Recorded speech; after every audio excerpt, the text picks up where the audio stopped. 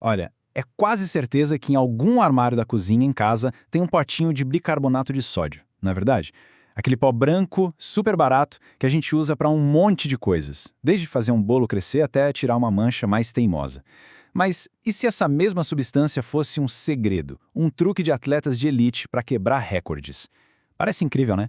Só que a pergunta que realmente importa é: a que custo? Parece uma pergunta meio estranha, né? O que o alívio daquela queimação depois de uma refeição mais pesada tem a ver com o esforço máximo de um atleta no treino?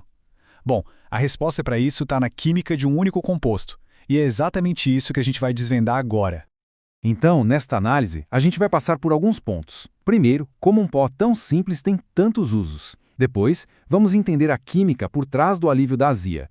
Em seguida, descobrir por que ele virou esse segredo de atletas. E, claro, expor os riscos e o tal efeito rebote. E no final, a gente chega a um veredito. Vamos começar pelo básico, né?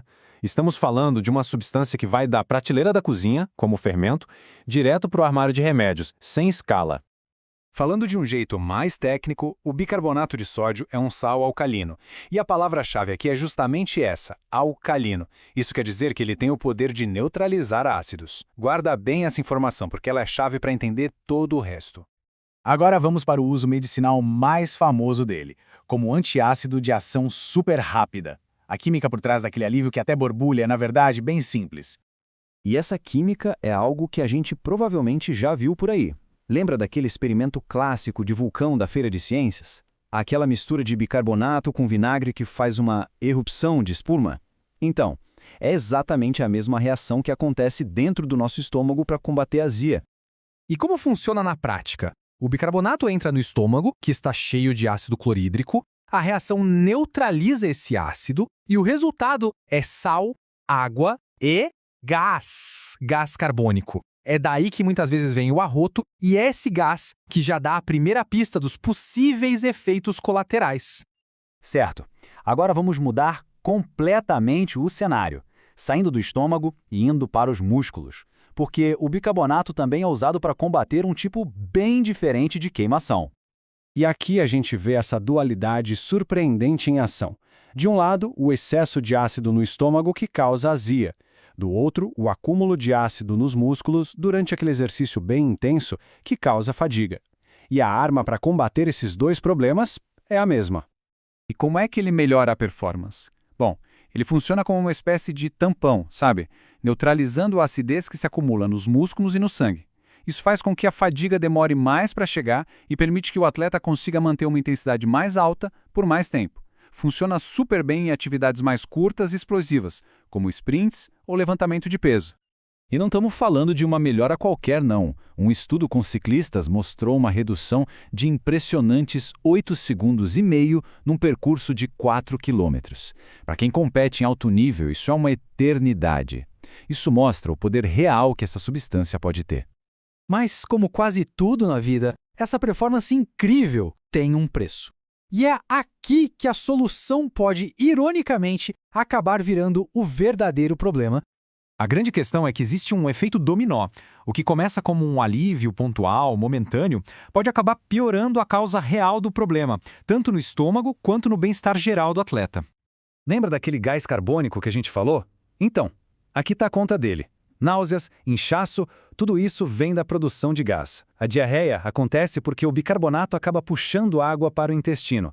Resumindo, o sistema gastrointestinal de muita gente simplesmente não se dá bem com isso. E aqui está o conceito mais perigoso para quem usa bicarbonato para azia com frequência: o efeito rebote.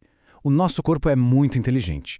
Se o ácido do estômago é neutralizado de forma artificial, ele entende o recado como: opa, preciso produzir mais ácido. E o resultado?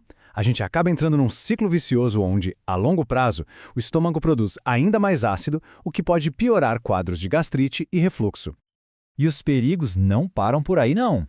É bicarbonato de sódio. Esse excesso de sódio pode, sim, aumentar a pressão arterial. Os rins também precisam trabalhar dobrado para conseguir filtrar tudo isso.